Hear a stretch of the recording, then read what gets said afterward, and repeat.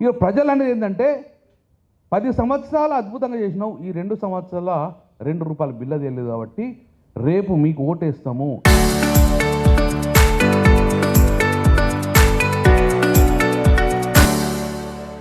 ఈ డెవలప్మెంట్ మీదే అనే విధంగా ప్రజల నుంచి ఫీడ్బ్యాక్ వచ్చేవారికి మాకు ఉత్సాహం వచ్చి ఇంకా చేసుకుంటూ పోతే ఈరోజు పరిస్థితి ఏంటంటే ప్రజలందరూ డెఫినెట్గా మీకు ఓటేస్తాము అని చెప్పింది. ఎందుకు అంటే ఈ ప్రభుత్వం మళ్ళీ రాదు, వచ్చేది 3 సంవత్సరాలు మీ ప్రభుత్వం.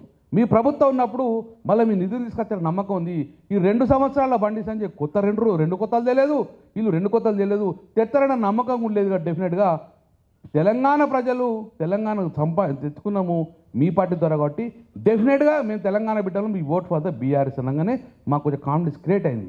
వాస్తవంగా మరి మాకు ఎందుకు ఎత్తారని భావించినప్పుడు, కానీ మీరు డెవలప్మెంట్ చేసిన మీరే రేపు డెవలప్మెంట్ చేస్తారని మాకు నమ్మకం ఉన్నది కాబట్టి ఈరోజు మీకు ఓటు వేస్తామనే విధంగా చెప్పంగానే డెఫినెట్గా మాకు ఉత్సాహంగా పోయినాం, ముందుకైనాం. ఈరోజు రిజల్ట్ చాలా పాజిటివ్ రిజల్ట్ వచ్చేసింది. 66 డివిజన్లలో పోయినసారి నేను గవర్నమెంట్లో ఉన్నా, మంత్రిగా ఉన్నా, ప్రజలకు దండం పెట్టిన. నాకు ఓటేయమంటే ఈ 60 డివిజన్లలో సింగిల్గా ఈ స్వతంత్రం వచ్చినప్పటి నుంచి ఏ కార్పొరేషన్ కానీ అలయన్స్ తోటి గెలిచింది కరీంనగర్లో. అయితే కొంతమంది కాంగ్రెస్ వాళ్ళు, కొంతమంది ఇండిపెండెంట్ కలుసుకొని అలయన్స్గా చైర్మన్ మేయర్ ఎండు కానీ ప్రప్రదంగా సింగిల్ హ్యాండ్గా 33 కార్పొరేటర్తో గెలిచింది మన కరీంనగర్ కార్పొరేషన్. మనం 2018లో కానీ సింగిల్ హ్యాండ్ గెలుచుకున్నాం మనం. సో ఈరోజు కూడా డెఫినెట్గా సింగిల్ హ్యాండ్ గెలవాలని ప్రయత్నం చేసుకుని, కానీ ఆ రోజు కాంగ్రెస్ పార్టీకి 0 ఒక్కటి రాలే. 60 తర్వాత అట్లే బీజేపీ కూడా బలవంతంగా 11, 12 వచ్చినాయి. సో ఈరోజు కూడా మనం అద్భుతంగా ప్రతిపక్షం ఉన్నా కూడా మన మీద నమ్మకంతో ఇప్పుడు చేయకున్నా మీరు రేపు చేస్తారు నమ్మకంతో అందరికన్నా ఎక్కువ మెజార్టీ స్థానాలు ఇచ్చే విధంగా రాత్రి నేను వినోద్ కుమార్ గారు సార్ మేము కూర్చొని రాస్తే అద్భుతంగా 100కు 100% గెలిచే ట్రిక్ పెడితేనే మనం సింగిల్ లార్జెస్ట్గా గెలుచుకొని మనం కీలకంగా మారుతాము. కీలకం కాబట్టి మనం మేయర్ స్థానం కొట్టేయాలని చెప్పి ఆ దేశంతో ఆ దిశగా అడుగులేస్తూ పోతున్నాం. మరి మీ కర్తవ్యం ఏంది? మీరందరూ పార్టీ వర్కర్స్, పార్టీ ఫౌండర్స్. ఈరోజు మీరు పార్టీని కాపాడుకోవాలి. పార్టీ అధికారంలో అందరూ వచ్చిపోయారు, పార్టీ లేనప్పుడు వాళ్ళే మనం పార్టీని కాపాడుకోవాలి. పార్టీ అధికారంలో లేనప్పుడు పార్టీకి పనిచేసిన పార్టీ కడుపులో పెట్టుకు చూసుకుంటుంది. 80% మేము మర్చిపోం కదా. కాబట్టి దయచేసి మేము ఒకటే రిక్వెస్ట్ చేస్తున్నాం, ఇది మీరు కీలకమైన 66 స్థానాలు కానీ 66 ఇన్ఛార్జ్ చేసుకుంటాం. ఈ ఇన్ఛార్జ్ ఎగ్జామ్లో పిల్లి మహేష్ గారు ఉన్నారు, మా ఎంపీపీ గారు, ఎక్స్ ఎంపీపీ గారు. వీరిని ఏం చేస్తాము, డివిజన్ నెంబర్ 46 ఉంటుంది. కీలకంగా 46లో గౌడ సామాజిక వర్గం చాలా ఉంటుంది. గౌడ సామాజిక వర్గంతో పాటు అక్కడ కీలకంగా ప్రభావితం చేసే నాయకుడు మహేష్ గారు ఉంటారు. మహేష్ గారు అక్కలు, మహేష్ గారు బావలు, చుట్టాలు అందరూ అక్కడే ఉంటారు వాళ్ళు అక్కడ. సో అతను పోతే డెఫినెట్గా ఆ కమ్యూనిటీ మనకు డైవర్ట్ అయ్యి అక్కడ గెలిచే అవకాశం ఉంటుంది. అది 100కు 100% తెలుసు. అట్లా కొన్ని పేర్లు సెలెక్ట్ చేసుకుంటే వారు పోతే డెఫినెట్గా ప్రభావితమై ఆ సీటు వచ్చే అవకాశం ఉంటుంది. కాబట్టి ఇంత నెట్వర్క్ ఏ పార్టీ వేయలే, మనమే స్టార్ట్ చేసుకున్నాం. ఇప్పటికి ఆ పార్టీ ఇప్పటివరకు కూడా కుక్కల కొట్టాలు కొట్టించి పెట్టింది, కానీ ఎవరికి బీఫామ్ ఇంతవరకు వేయలే. వాడు ఒకడు బీఫామ్ ఎవరు తిరగడో తెలుస్తలేదు, అందరు మాత్రము అందరు కవడాల్సి తిరుగుతాను, అందరు తిరుగు అని చెప్పిండు. ఎవరికి టికెట్తో తెలియదు. టికెట్ రానున్న పరిస్థితి ఏంది, బరాబర్గా 60 సీట్లు ఇప్పుడు ఫైనల్ చేసుకుని వచ్చింది. 60కి 60 బీఫామ్లు ఇచ్చేసినాం మేము, మొదలైపోయినాం. దయచేసి నీకు ఇస్తారాబాయ్, నీకు తర్వాత ఇస్తారాబాయ్ దండం పెడితే అందరూ ఒప్పుకున్నారు. పార్టీ కష్టకాలం ఉన్నప్పుడు ఆదుకోమన్నాము, పార్టీ కష్టకాలం ఉన్నప్పుడు ఇబ్బంది పెట్టకున్నాము. ఒకటే బీఫామ్ 2 వేయలేం కాబట్టి చాలామంది కన్విన్స్ అయ్యారు. నాకు ఇది రాకపోతే రేపు ఇవ్వమని చెప్పేసి మీ మీద పార్టీలో నమ్మకం ఉంది అని చెప్పేస్తే ఈరోజు నామినేషన్ వేయకుండా పార్టీ వెంట వచ్చి పార్టీ విజయానికి తోడ్పడుతున్నారు. నామినేషన్ అయ్యి నేను విత్డ్రా గాను, నేను ఇది చేస్తా అది చేస్తా అనే వాళ్ళు చాలా తక్కువ ఉన్నారు. కాబట్టి ఆ ఒక కాన్ఫిడెన్స్ క్రియేట్ చేసినాం కాబట్టి 100కు 100% మనము మంచి మెజార్టీ స్థానాలు గెలుచుకొని మేయర్ కైవసం చేసేందుకు మనకు అనుకూలమైన వాతావరణం కాబట్టి దానికి తోడు మీరందరూ ఉంటే definitely will get a good result 100%. ఈ గుడ్ రిజల్ట్ అనేది దేనికి foundation for the next elections. ఉత్తర తెలంగాణలో కరీంనగర్, నిజామాబాదు చాలా ప్రభావితం చేస్తాము అని ఒక సోకాల్డ్ బీజేపీ నాయకులు అంటారు కదా, ఇక్కడే పొందబెడితే డెఫినెట్గా రేపు కరీంనగర్ తెలంగాణ మొత్తంలో ఇదే చైతన్యం ఊపొస్తుందని చెప్పి వస్తున్నాం. మేము కూడా వచ్చాను. ఒక్కొక్క 4-5 ఒక లైన్ ఉంటుంది మాకు, నెంబర్ 1, 2, 3, 4 అని ఒక 4-5 డివిజన్లలో ఒక్కటి తప్పు చేస్తే ఆ ఎఫెక్ట్ 2 ప్రాంతాలకు వస్తుంది, ఒక్కటి గాలేస్తే 2 ప్రాంతాలకు అంటుకుంటుంది. అట్లా మేము చాలా ఈక్వేషన్ పెట్టుకొని ఎక్కడ చిన్న గాలి తక్కువ వచ్చిన సబ్సిడీ పక్క వాళ్ళరే గాలి ఉందంటే టీఆర్ఎస్ అంటే కూడా గాలి పోతూ ఉంటుంది. అట్లా ఆ దిశగా ప్లాన్ చేసుకుంటే పోయినాం కాబట్టి అన్యదా బాజు దయచేసి ఈ యొక్క వారం రోజులు 7 రోజులు పార్టీ కోసం పనిచేయండి, 5 సంవత్సరాలు ఈ పార్టీ మీకోసం పనిచేసే విధంగా మేమందరం తెలుసుకున్నాం. కాబట్టి ఆ 90% రోడ్ కంప్లీషన్, 90% రోడ్ కంప్లీషన్, ఓ 10% ఉంటే కావచ్చు. ఆ 10% కంప్లీట్ అది వీళ్ళు కాంగ్రెస్ పార్టీ ఆపిరు కాబట్టి ఆ ఇబ్బంది అవుతుంది. అది కూడా ప్రజలు కూడా మనం చెప్పినాం, ఒకడు కూర్చుని మాట్లాడుతుంటే నేను ఎందుకు అడగాలి, వాళ్ళు అడిగితే అవసరిగా అంత మంచిగా నేను ప్రతిసారి కేబుల్ ఇచ్చుకద్దు, ఫోటోలు తీసుకుందు, మా కుటుంబాన్ని తీసుకొచ్చిన లైట్ల కథం చేసిన సార్ వీళ్ళు అంటారు. అంటే అట్లా మనం చేసిన అన్ని స్కీములు ఆపినది ప్రజలలో ఉన్నది, మనం చేస్తుంటే అడ్డుపడుతున్న ధోరణి ఉన్నది. 2 సంవత్సరాల్లో కాదు 3 సంవత్సరాలతో మీ ప్రభుత్వం వస్తుంది, మీరు చేస్తారు నమ్మకం ఉన్నది. కాబట్టి ఆ దిశగా మీరందరూ దయచేసి పనిచేయాలి. ఈ కరీంనగర్లో కార్పొరేషన్ పనిచేస్తే మాకేమవుతుంది, మా ఎమ్మెల్యేకి కాదు కదా, గంగులకు ఎమ్మెల్యేకి కాదు. ఇది పార్టీ ఫౌండేషన్. పార్టీకి ఉత్తర తెలంగాణలో కరీంనగర్లో ఏ స్కీమ్ పెట్టినా సక్సెస్ అయింది. ఉద్యమం స్టార్ట్ అయింది ఇక్కడనే. ఈ ఉద్యమం స్టార్ట్ మొత్తం పోయి తెలంగాణ మార్పు తెలంగాణ తీసుకొచ్చినాము. అట్లనే రేపొద్దు ఇక్కడ విజయం సాధిస్తే మొత్తం సంకేతాలు పోతాయి. ఏదో రాబోయే కాలంలో ప్రభుత్వం ఏర్పడుతున్న ఒక సంకేతం కొట్టి, అందుకే ఇది మూల బిందువు, ఇది ఉత్తర తెలంగాణలో మూల కేంద్రము. కాబట్టి దీన్ని గెలిపించుకునే సత్తా పట్టుకొచ్చే బాధ్యత మనది. వాళ్ళు ఏదో విర్రవిగుతుండ్రు ఇవి 2 మాయి అని అట్లనే అన్నారు. గంగుల కమలా ఓడిపోతున్నాం 3 సార్లు మేమే గెలుతున్నాం, 3 సార్లు మనమే గెలిచినాం. అట్లనే ఈసారి డెఫినెట్గా మనమే దీన్ని కైవసం చేసుకుంటాం. అభివృద్ధి చేసింది మనమే, రేపు అభివృద్ధి చేసేది మనమే. ఆ నినాదంతో పోవాలని చెప్పేసి మీరు ప్రతి ఒక్కరు దయచేసి మీరందరం ఇందులో పాలు పంచుకోవాలి. మొక్కుబడిగా పాలు పంచుకోకూడదు. దయచేసి ఇంట్రెస్ట్గా ఓటు వచ్చే విధంగా మీరు పాలు పంచుకోవాలని చెప్పేసి మనస్ఫూర్తిగా కోరుకుంటున్నాం.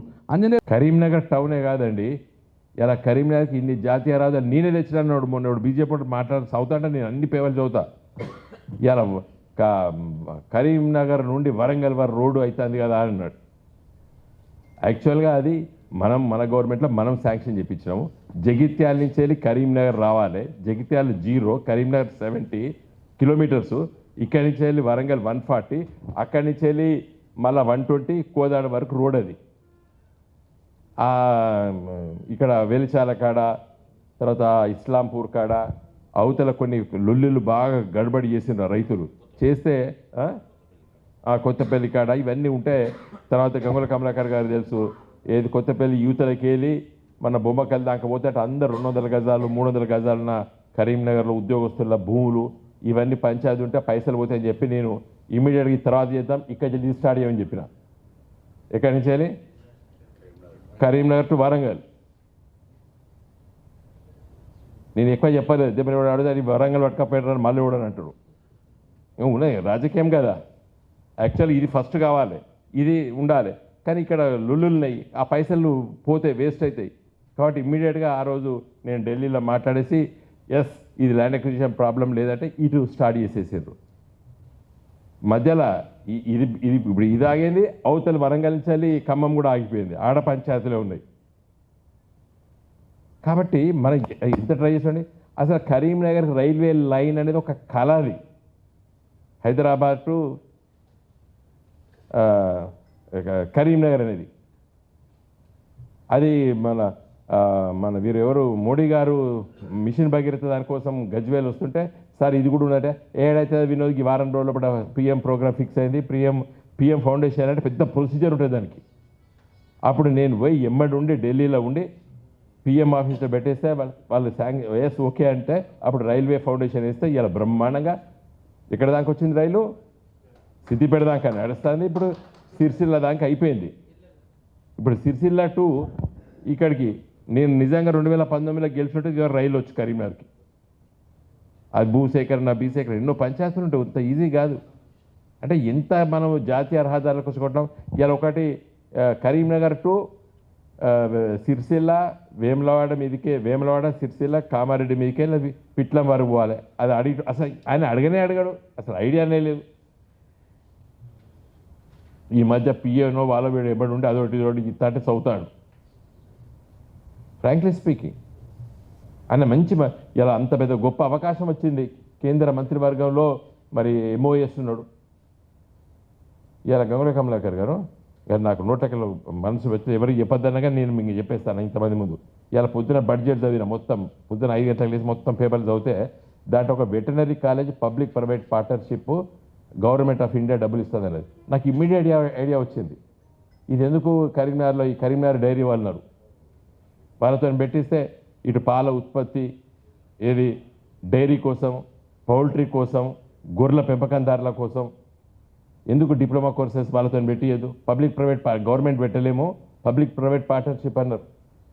రాజేశ్వరరావు ఫోన్ కొట్టిన పొద్దున 6:30కి ఇవాళ చూడండి కొన్ని, రాజేశ్వరరావు నీకు మీ పబ్లిక్ పార్ట్నర్షిప్ కింద పెట్టు, నువ్వు ఇక్కడ డైరీ కట్టించినావు కదా, పెద్ద డైరీ ఇక్కడ తిమ్మాపూర్ కాడ, నల్గొండ 10 ఎకరాలు ఉన్నది, దాంట్లో పెట్టి పడేసాయి, కొంచెం బ్రహ్మాండంగా ఉంటుందని చెప్పి మార్నింగ్ 6:30కే చదివిన 7 గంటలకు ఆ రాజేశ్వరరావు ఫోన్ చేసిన. అంటే పర్సెప్షన్ ఉండాలి, ఆ తపన ఉండాలి. ఆయన మొన్న ఇక్కడ అంటాడు, నేనంటే పెద్ద నాయకుడిని అంటాడు. నేను కూడా కావచ్చు, వాడిని బిని తిడితే 2 రోజుల పాట మీడియాలో పాట హెడ్లైన్స్ వస్తుంది. అదేమున్నది, అది ఒక పెద్ద ఆర్ట. ఇవాళ ఏ వారం నేను అడుగుతాడు, ఆయన కూడా చెప్తాడు. నాకని రాదా? అయ్యో మర్చిపోయి చివరి నాటే జోక్ కాదు, సీరియస్ అంటే సీరియస్, మాకు చేతగా కాదు. ఒక ఒక ఒక రాజకీయాలు ఉన్నప్పుడు గౌరవప్రదంగా రాజకీయాలు చేయాలనేటువంటి వాళ్ళం మనం. ఏమన్నా నోరు గిట్ట తిప్పితే గడ్డు తిప్పితే ఇటు తిప్పితే ఇటు తిరుగుతుంది, నాలుకేనైనా ఏమున్నది దానికి? మాట్లాడలేమా? కాబట్టి దయచేసి నెక్స్ట్ కాంగ్రెస్ ఏం చేసింది?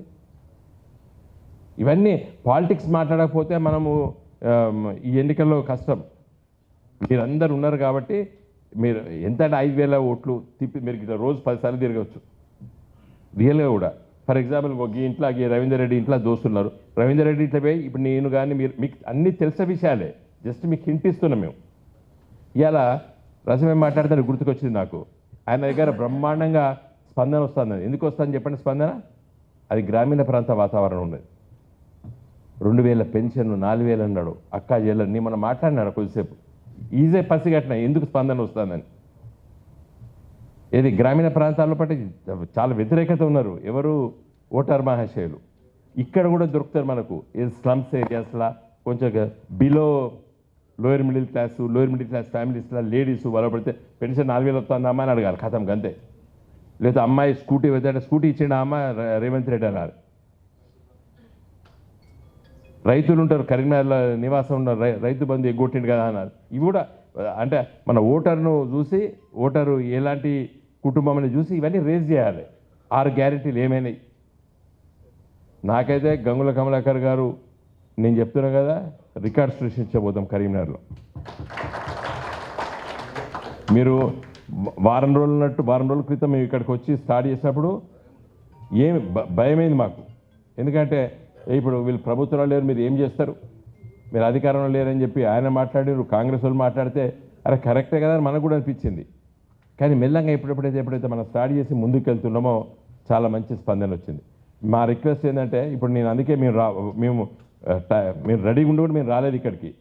మన హరిశంకర్కును మన జీవికి చెప్పినాం, ఎవరు ఎక్కడ ఉంటారో అక్కడనే ఉండాలి. బాలకృష్ణరావు గారిని అడిగాం, నీ ఆరోగ్యం బాగుంది, మీరు అక్కడనే ఉండాలి. ఇప్పుడు పోయి 6 రోజులు కూడా కొత్త డివిజన్ పోయి వాళ్ళ పేర్లు తెలుసుకొని వాళ్ళ ఊర్లు తెలుసుకునేసరికి పుణ్యకాలం అయిపోతుంది. ఎక్కడ పరిచయాలు ఉన్న వాళ్ళు అక్కడ వాళ్ళే. ఈ కొండే వాళ్ళు అనుకో, అటువైపు ఉన్న వాళ్ళందరూ వచ్చి గట్టి సెటిల్ అయినరు. హరిశంకర్ కొత్త డివిజన్ ఇప్పుడు 21లో అటంతా వచ్చి జాయిన్ అయ్యారు. చాలామంది వచ్చి జాయిన్ ఆడ ఇండ్లు కట్టుకున్నారు, ఏది నిర్వాసితులు వచ్చి ఉన్నారు. మన వేములవాడ వాళ్ళు ఉన్నారు, ఆయనే 4-5 ఫోన్లు కల్పించాడు నాకు, పోయిన వాళ్ళల్లా కల్పించాడు. ఏది మన చందుర్తి అటు వేములవాడ కతలాపూర్ వాళ్ళు వీళ్ళు ఫోన్లు కల్పించారు. కాబట్టి దయచేసి మీరు ఇక్కడ ఉంటే కూడా ఇప్పుడు వాళ్ళ పేర్లు చదువుతుంటారు, లిస్ట్ చదువుతుంటారు, మీరు ఎక్కడ ఉన్నోళ్ళు అక్కడనే చేయండి. 100% మనము ఈ ఎన్నికల్లో పట్ల విజయం సాధిస్తాము. ఇంకా వారన్నట్టు చివరిగా ఒక కీలక పాత్ర 100% మనది. మనం చెప్పినోడే కావాలి మీరు, మనమే కావాలి మీరు, అంతే. మనం చెప్పడం అంటే మనమే, మన పార్టీ నిర్ణయం చేసే వాళ్ళే ఈ కరీంనగర్ మేయర్ కావాలి. మనము చెప్పాలి, మా పార్టీ తెలంగాణ తెస్తామని చెప్పినాం, తెచ్చి చూపించినాం. అభివృద్ధి చేస్తామని చెప్పినాం, అభివృద్ధి చేసి చూపించినాం. సరే ఎన్నికల్లో గెలుస్తాం, ఓడిపోతాం, ప్రభుత్వం పోయింది. కానీ ఈసారి ఈ ఎన్నికల్లో వచ్చేది మా ప్రభుత్వమే. కరీంనగర్ నగరం అభివృద్ధి కావాలంటే మా కార్పొరేటర్ మీరు గెలిపించండి, అంతే. Local to global news at your finger tips. మీ చేతిలో ఒక ఆయుధం. డౌన్లోడ్ రా TV app. Media legend Ravi Prakash is back. The